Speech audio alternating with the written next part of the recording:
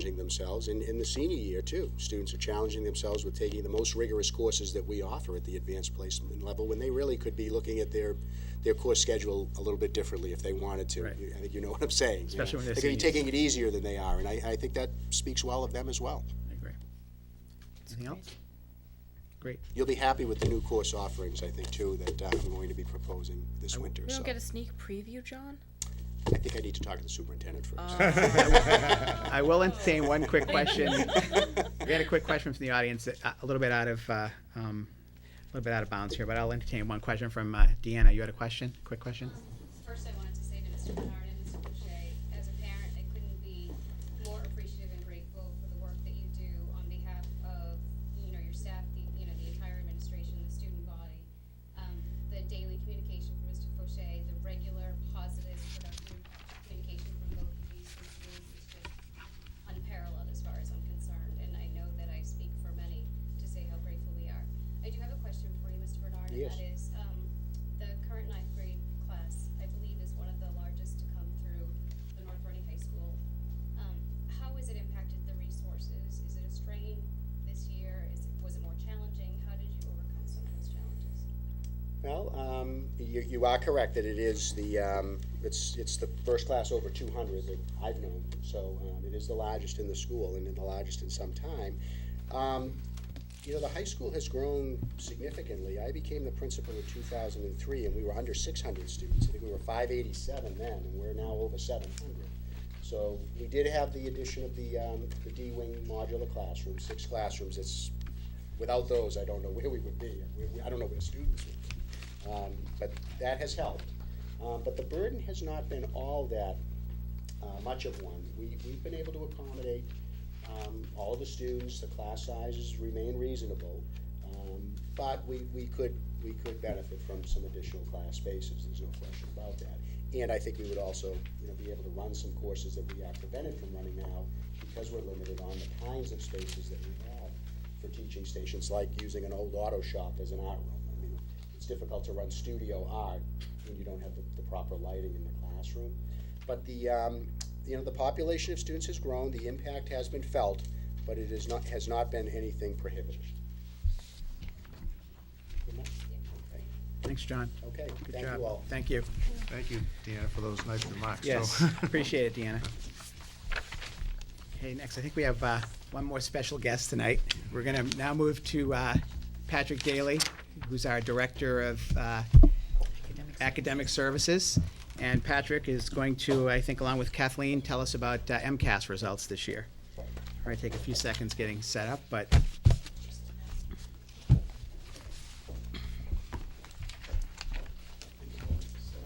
okay. It'll take just a moment to set up the projector. All right, And a few things to pass out though. great. Do you want me to pass them up?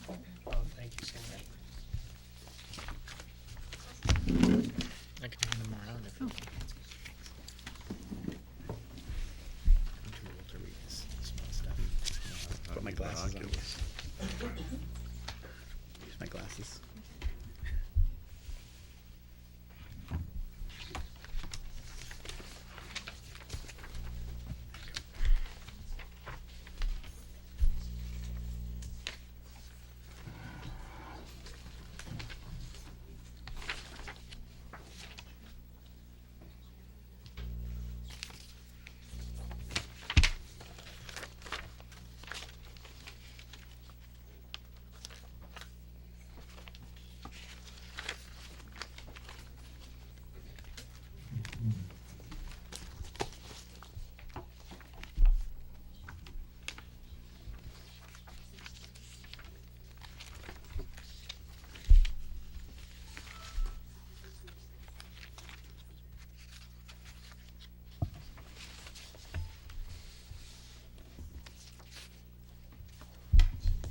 All set?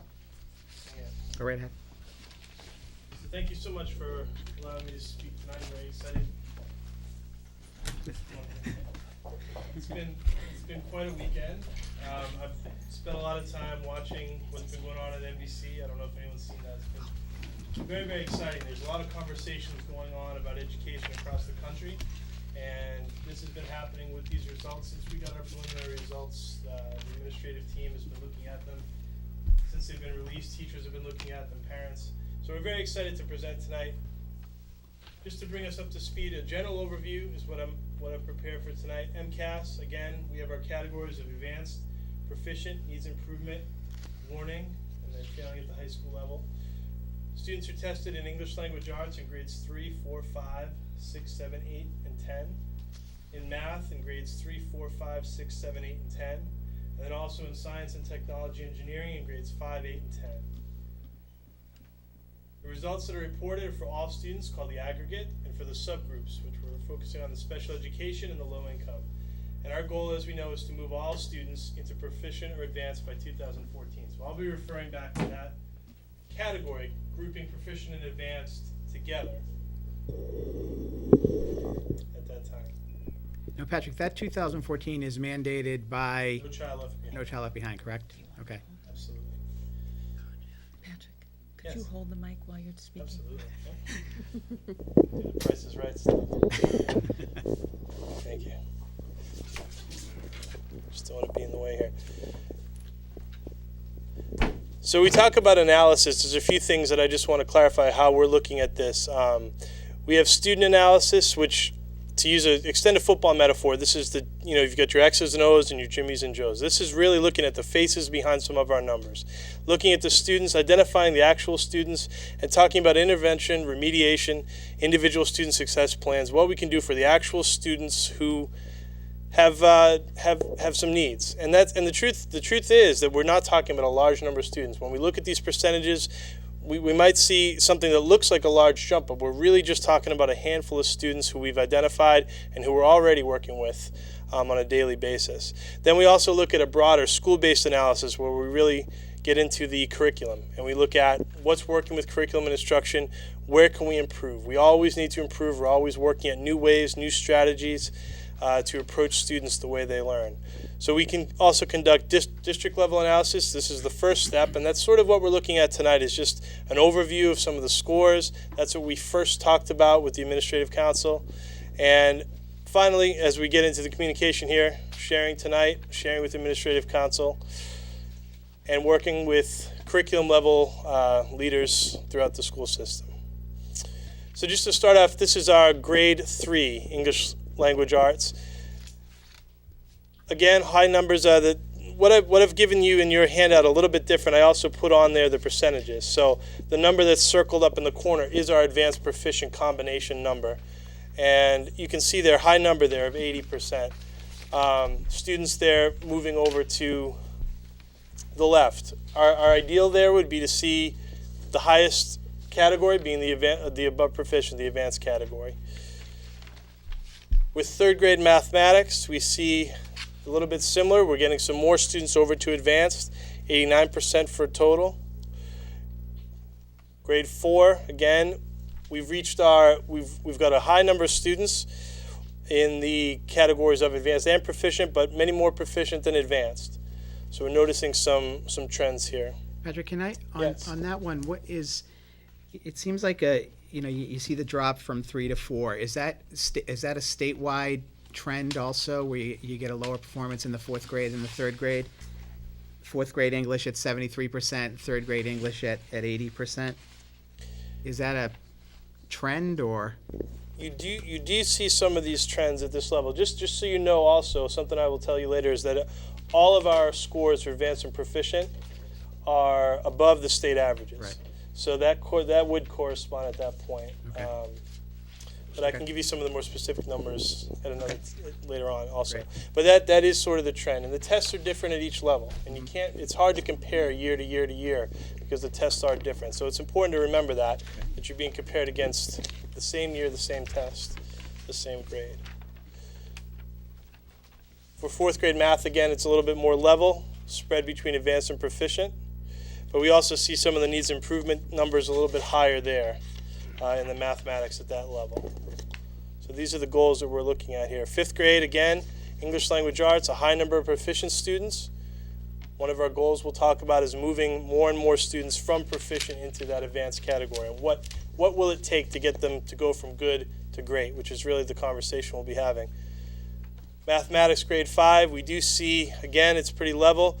You do see there towards the needs improvement, you see an increase from 09 to 10 and sort of level with the warning. So that's definitely an issue that we need to address. Needs improvement there, numbers on the rise, which is not good. So we need to figure that out. Again, it's a very small number of actual students that we need to work with, but this is an area that we need to address at the 5th grade math level. Science and technology, pretty steady between the 3 categories there, but we do have more needs improvement students than you would have seen in some of the other categories. So again, trying to get them over that bar. This is an example, a couple of things I broke into. This is a resource that's available right from the DESE website. It's a direct link from our website. Teachers are already using this. This is something that teachers have brought to me to see as a resource, giving you the question, but also making sure that students, parents really have an ownership of what this question comes from, the standards that it's addressing, and some of the areas that are in our curriculum that students may need help with.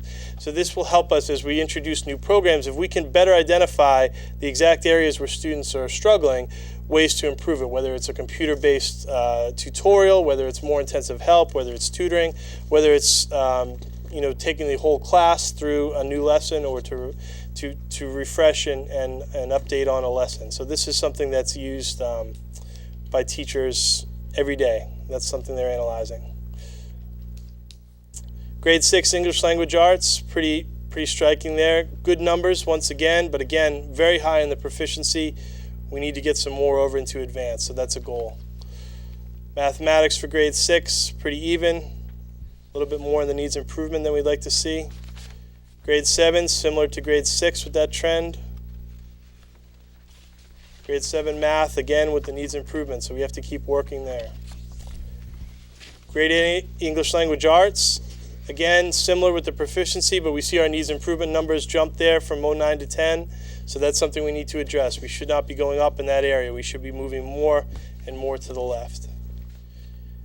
Grade 8 math, same as with the English, except we also see it in the warning category. So we had a few students more get the warning category in grade 8 math than last year. So that's why we are in our situation that we're in with regard to AYP, and we'll address that in a few moments. And the science and technology, again, pretty steady with needs improvement. Fairly obvious that we need to keep moving students over there. Grade 10, and this is part of what's really good. Our scores overall very good. The end result is good. The hard work of the teachers and the students throughout all the years, including the middle school years, when they get to the high school and they take the high school test, they're doing much better. And we see increase here in English Language Arts. The math scores are outstanding for the high school. And you see the advanced numbers. This is the chart. This is our goal. This is really what we have as our end result for everyone. Very high advanced and proficient combined, and very low needs improvement and warning failing as the trend continues down to 0 for 2014. This is an example of another slide. This is something that Mr. Bernard used with his staff to pull in state averages, district state comparisons. This is something that he used actually with his presentation. It shows you the last 2 years, the advanced rate for the North Reading High School and versus the state. So you have 65% versus 47%. This year, currently 75% advanced in mathematics versus 50% for the state. You can see the proficient score is a little bit lower. The reason for that is they're over there in that advanced column. So this is a wonderful statistic that we're very proud of. Science and technology, also very good numbers. Again, high levels of advanced and proficiency combined. So adequate yearly progress is the other category to talk about. We said this earlier, by 2014, all students will score proficient and advanced in English Language Arts and Mathematics. There's an accountability status. First of all, no status, which if you see that, that's good. That's a good thing. The next level would be improvement. You would go to improvement if you have not met AYP for 2 years in a row, you'd go to year 1 improvement, and for 3 years in a row, you'd go to year 2 improvement. After that, you would get into corrective action, and from there, you would go into restructuring. performance rating would show what the overall rating of the aggregate students